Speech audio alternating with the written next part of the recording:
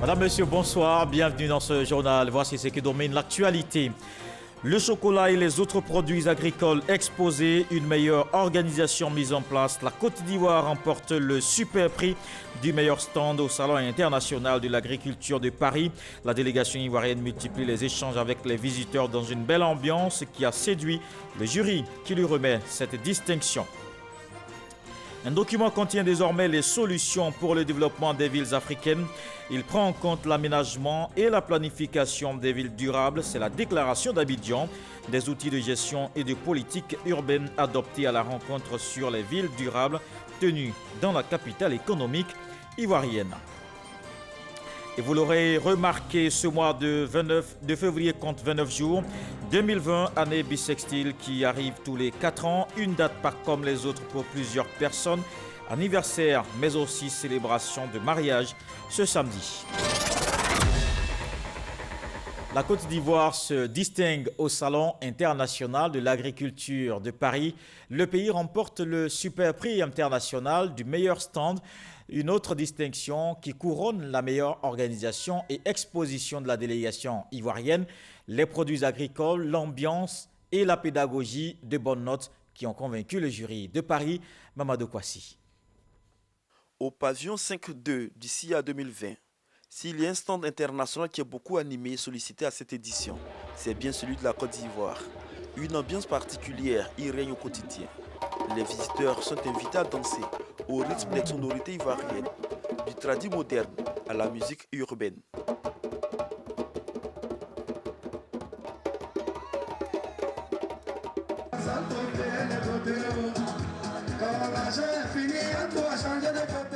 L'une des attractions de ce stand ivoirien, c'est bien le chocolat made in Côte d'Ivoire. Enfants comme adultes, tous tombent sous son charme. C'est super bon et j'aime bien. Oui. C'est naturel et voilà, c'est pas plein de produits chimiques qu'on met habituellement, du coup j'aime bien. J'ai compris que la Côte d'Ivoire c'était le premier producteur de cacao et que le chocolat ça venait du cacao.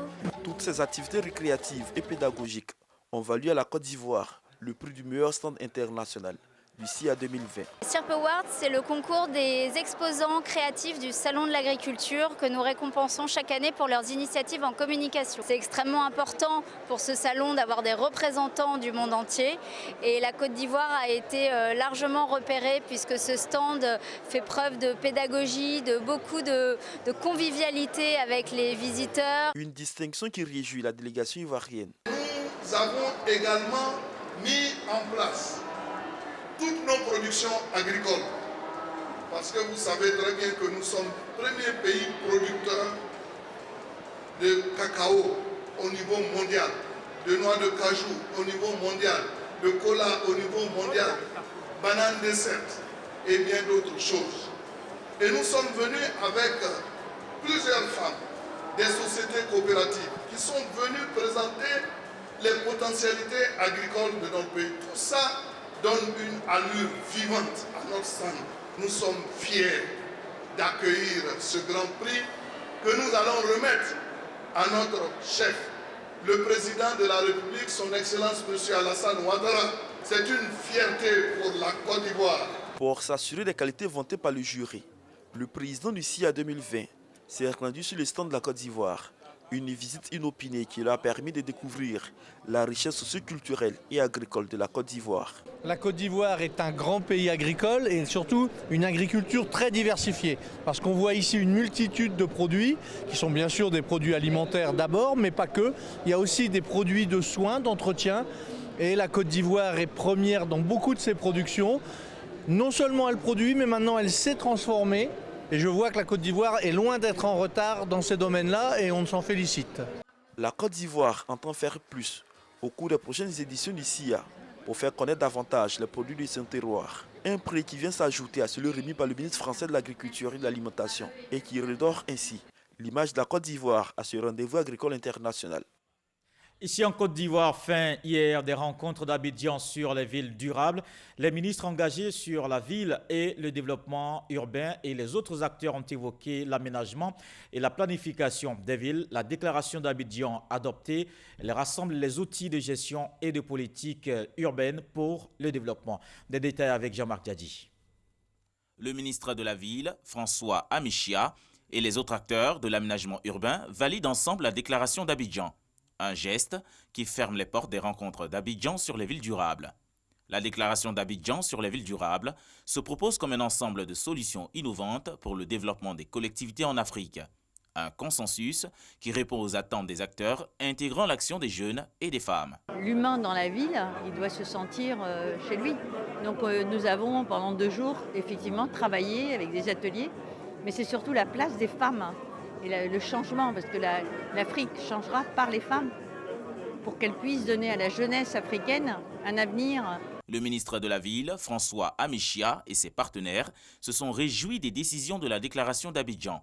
Ils s'engagent à répondre aux besoins des populations.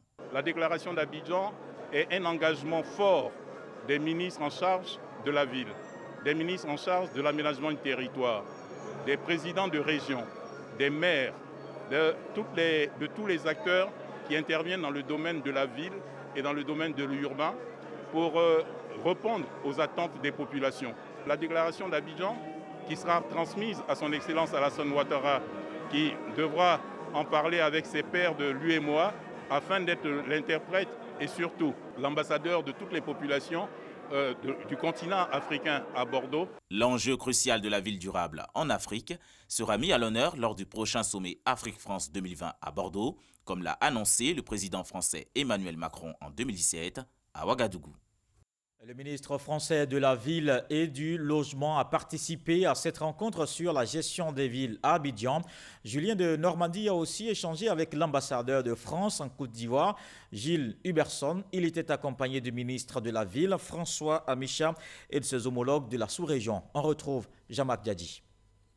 L'ambassadeur de France en Côte d'Ivoire, Gilles Huberson, reçoit son compatriote ministre de la Ville et du Logement, Julien de Normandie, accompagné de son homologue François Amichia et d'une délégation de la sous-région. Objectif de ces échanges, discuter sur les enjeux et l'importance des rencontres d'Abidjan sur les villes durables, des assises qui préparent le sommet Afrique-France 2020 prévu pour juin prochain à Bordeaux. C'est la première fois qu'un pays africain prépare à travers une activité comme celle-là le sommet France-Afrique. Et la Côte d'Ivoire, en ce sens, innove. Et sur un sujet qui nous concerne, parce que c'est le sujet de la ville durable. Nous sommes restés 1h45 à parler de la ville, mais à parler surtout des relations entre la France et les pays africains. Le président Macron a donné une haute dimension au sommet France-Afrique et nous pensons qu'en juin, à Bordeaux, nous démontrerons ce qui peut se faire de mieux dans les relations. Le ministre français de la Ville et du Logement, Julien de Normandie, explique la nécessité pour tous les États africains de respecter les normes de sécurité, de salubrité et de sobriété pour le développement des villes durables. Nous avons passé une journée de travail très intense sur des sujets extrêmement importants autour de la notion de la ville durable. C'est-à-dire comment créer une ville qui soit une ville solidaire, qui soit une ville sobre en carbone, qui soit une ville où on arrive à produire du logement abordable. Bref, une ville où il fait bon vivre. Et c'est un enjeu pour tous nos pays, que ce soit la Côte d'Ivoire, que ce soit la France, que ce soit d'autres pays. Les rencontres d'Abidjan sur les villes durables sont un rendez-vous majeur pour la Côte d'Ivoire et son gouvernement qui veut répondre aux besoins sociaux et environnementaux de ses populations. Et l'actualité, c'est aussi 200 jeunes qui bénéficient de plus de 102 millions de francs CFA à Niamey. Un appui dans le cadre de la phase 2 du programme Agir pour les jeunes. Ils ont reçu leur chèque. Le gouvernement appelle les bénéficiaires à une bonne gestion de ces fonds. Franck Wadio. Programme Agir pour les jeunes, phase 2, étape d'Anyama. Ils sont 200 à recevoir leurs chèques et cartes magnétiques pour la réalisation de leurs projets respectifs. Pour cette étape, le ministère de la Promotion de la Jeunesse et de l'Emploi des Jeunes annonce plus de 102 millions de francs CFA. Pour les mois à venir, ce sont encore 828 jeunes de la commune d'Anyama qui bénéficieront de financement toujours dans le cadre de la promotion de l'entrepreneuriat des jeunes pour un montant de 372 260 000 francs CFA. Des bénéficiaires heureux d'avoir su saisir la perche attendue par l'État à travers leur tutelle. Ce fonds va nous aider à vraiment entreprendre, à lancer notre activité véritablement. Je veux créer un call center. Présidente de la cérémonie, Kandia Kamara, ministre de l'Éducation nationale, de l'enseignement technique et de la formation professionnelle, exhorte les bénéficiaires à fructifier l'acquis, une manière de s'assumer et de fuir ainsi les envies d'ailleurs. Il y a du travail pour tous les jeunes. Il y a des stages pour tous les jeunes. Il y a des programmes de formation pour tous les jeunes. Donc je voudrais vous demander, encouragez-les à aller là-bas. Au lieu de vendre les petits pains, nos petits bijoux, pour donner à l'enfant et puis lui demander d'aller de l'autre côté là-bas. Là-bas, sur 10 jeunes qui s'en vont, il y a au moins 8 qui restent dans l'eau. Parfois, tout le navire, tous ceux qui sont dans le bateau, tous restent dans l'eau. Nous ne voulons pas de ça. Donc, chers parents, n'encouragez pas vos enfants à aller de façon clandestine en Europe. Notons que l'opération Agir pour les jeunes entre dans le cadre de la phase 4 du programme social du gouvernement PS-Gouv, celle de l'autonomisation des jeunes et des femmes. Ils sont 500 candidats en lice pour le concours professionnel, notamment le certificat d'aptitude pédagogique adjoint au chef d'établissement. Ils ont composé ce matin dans plusieurs matières en présence du directeur du cabinet du ministère de l'Enseignement technique et de la formation professionnelle. Des détails avec Patricia Omouetia. Le directeur de cabinet du ministre de l'Éducation nationale, de l'Enseignement technique et de la formation professionnelle, représentant Mme Kandia Kamara Kamisoko, était ce matin au lycée classique d'Abidjan dans le cadre du lancement des épreuves écrites des concours professionnels, du certificat d'aptitude pédagogique, le certificat élémentaire d'aptitude pédagogique et le concours d'accès aux fonctions d'adjoint au chef d'établissement. Je présente ce concours pour avoir encore plus de grades et puis que le salaire aussi, par rapport aussi au salaire. Pour les chefs de centre, c'est environ 99 candidats pour le certificat élémentaire d'aptitude pédagogique. Assouman Cabran a visité plusieurs salles d'examen et prodigué conseils et encouragements. Selon lui, l'organisation de ces concours répond à des besoins de l'État qui veut équilibrer les effectifs. Nous sommes là pour exécuter les concours professionnels qui concernent les adjoints au chef d'établissement et les instituteurs. Chaque année, ces concours sont organisés parce que c'est des concours, comme je dis, professionnels qui concernent ceux qui ont une certaine ancienneté, qui veulent changer d'emploi, qui veulent changer de fonction. Nous avons besoin de doter nos établissements secondaires. 158 postes pour 313 candidats pour les adjoints au chef d'établissement ACE. Les concours professionnels permettent à certaines personnes qui ont une ancienneté de changer de grade ou de fonction. Nous sommes samedi 29 février, un jour donc de plus dans ce mois, ce qui arrive tous les 4 ans. 2020, année bissextile. Pour les natifs du 29 février, il ne passera pas sous silence. Anniversaire, mais aussi un samedi de célébration de mariage. Ami Meïti a fait le tour. Son reportage avec Franck Quadio. Abidjan, c'est le samedi, fin de semaine. Un jour pas si ordinaire. Nous sommes le 29 février. Année bissextile oblige. Cette journée, nous la vivons tous les 4 ans. Eva et Ben l'ont d'ailleurs choisi pour s'unir dans les liens sacrés du mariage. Je souhaitais me marier en 2020, mais à une période un peu spéciale. Alors j'ai choisi le mois de l'amour, qui est février. Et j'hésitais un peu par rapport à la période.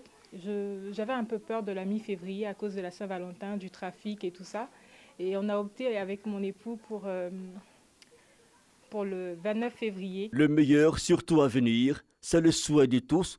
Rendez-vous donc pris pour le 29 février 2024 pour l'anniversaire du mariage. Toujours dans la capitale économique, un autre décor. Cette fois, les préparatifs de la célébration d'un anniversaire, celui des membres du gouvernement. Mamadou Touré, membre du gouvernement, n'en a pas eu l'occasion depuis 4 années. Le ministre de la Promotion de la Jeunesse compte bien en profiter. Je me retrouve avec des intimes avec qui je partage un repas, avec qui je revisite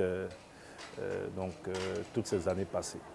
Quand je n'ai pas d'anniversaire une année, je n'ai pas d'anniversaire, donc je ne m'attends pas spécialement à des vœux d'anniversaire. Mais par contre, je suis très exigeant quand le 29 février tombe une année. Là, je ne pardonne pas qu'on m'oublie. Des anecdotes à profusion, ce n'est pas ce qui manque. Mais pour le ministre, l'instant n'a rien de magique, c'est juste une date anniversaire. Lorsque je suis tout petit, les années où il n'y avait pas de 29 février, mon père adoptif faisait en sorte que les anniversaires coïncident avec les anniversaires donc, de mes frères. Direction Bingéville, même contexte. Adama n'a célébré l'événement que 5 fois dans sa vie. Il est âgé aujourd'hui de 24 ans. Il croit à la magie des années bissextiles. C'est un jour spécial. À chaque fois que je fête mon anniversaire, il y a un truc spécial qui m'arrive. J'ai eu des amis qui m'ont dit, écoute, faut faire son extrait le 1er mars. Là, j'ai refusé parce que je dis que ce sont des enfants rares. Et la magie s'est opérée un peu plus au nord du district, dans la commune de Yopougon. 3 naissances enregistrées ce jour à la maternité de Ouassakara. On va faire ton jugement le jour où tu es né. On ne peut pas mélanger, non. Nous, on déclare le 29 février. Donc, je ne pense pas que quand ils arrivent à la mairie, la date puisse changer. Les enfants sont enregistrés à la date du 29. Découvrir la vie, en profiter de façon spéciale pour certains, c'est une perpétuelle redécouverte du soi pour les natifs du 29 février. On en reparle dans 4 ans. En attendant, direction l'ouest du pays avec un sujet moins gai. Le 24 et 25 février dernier, le village de Kabakouman dans la région du Tonkwi a connu un conflit. Le ministre Albert Mavri-Touaque s'est rendu dans la localité. Il apporte la compassion du gouvernement aux familles. Il lance un appel à l'apaisement, un message bien entendu par les communautés, comme on le voit dans cette correspondance d'Ève Boué.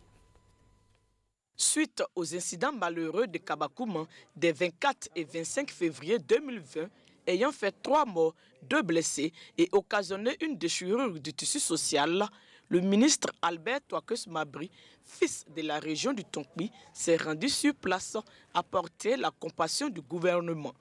Il a d'abord effectué une visite au CHR de Mans où sont internés les 2 blessés pour les réconforter. Juste après la visite du ministre, les 2 blessés ont été évacués sur Abidjan pour une meilleure prise en charge.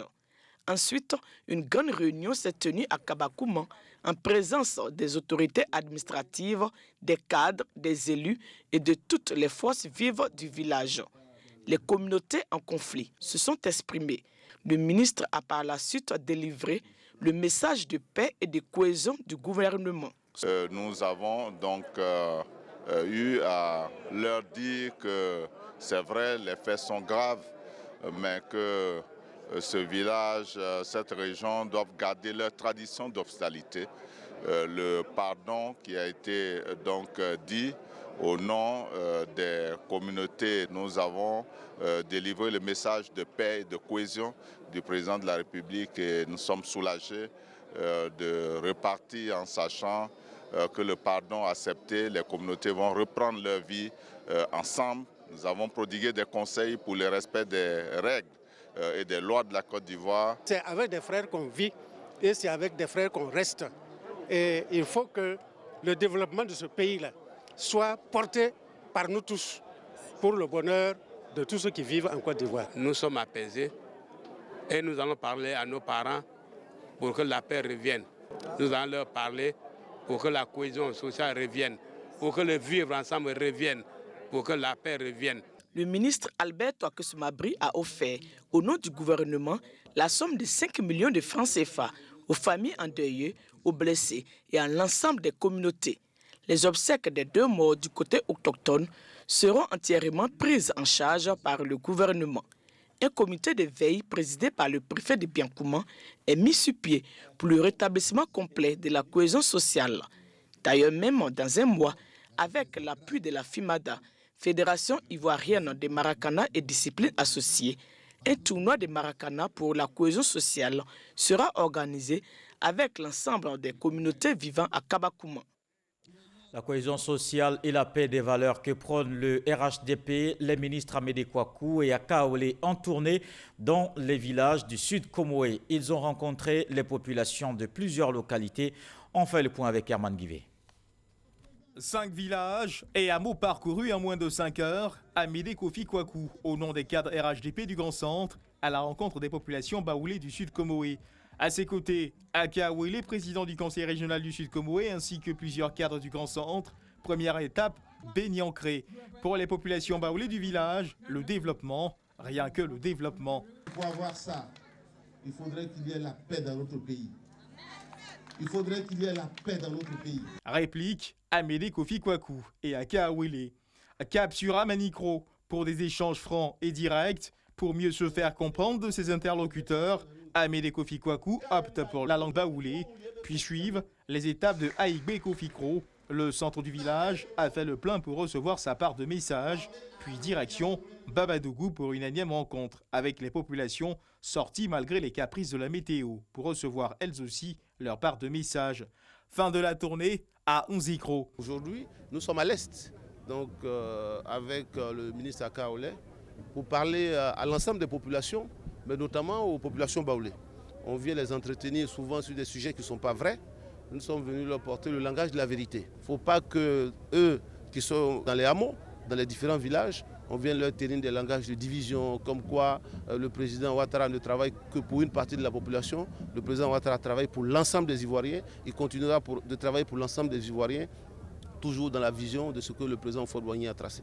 C'est une œuvre qui doit faire appel à tout le monde.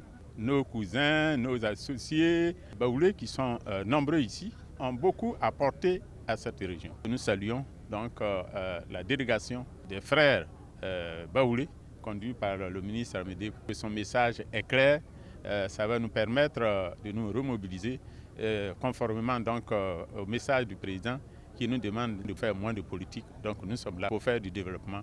Des chefs de communauté baoulés heureux d'accueillir cette délégation.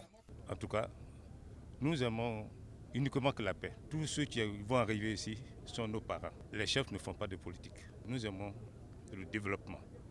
Monsieur le ministre Aka Awele nous a appris le développement. Nous sommes sur sa longueur, sur sa route. Une tournée du président des cadres HDP du Grand Centre, entamée dans le centre de la Côte d'Ivoire pour ensuite se tenir en zone forestière, aujourd'hui à l'est du pays. Amédée Kofi Kwaku et les cadres HDP qui l'accompagnent se donnent pour objectif de faire entendre partout en Côte d'Ivoire à leurs frères baoulés le message du vivre ensemble, prôné par le RHDP et son président, Alassane Ouattara. Et on se rend dans la région de l'Andiabi-Tiassa. À Ndossi, les populations sensibilisées sur le processus d'enrôlement à la carte nationale d'identité. Le délégué départemental du RHDP a rencontré les leaders communautaires et politiques de la localité. Ahmed Traoré, Herman Guivet. L'opération d'établissement et de renouvellement de la carte nationale d'identité connaît un démarrage timide à Ndossi et à Goulouville, d'où cette rencontre entre Charles Gaoré, délégué départemental du RHDP, et les chefs de communauté, les leaders d'opinion et politiques de ces localités. Objectif, mobiliser les populations autour de l'opération. Tout citoyen a besoin et devait avoir droit à la carte nationale d'identité. Et pour chaque Ivoirien, c'est un devoir donc de participer à cette opération.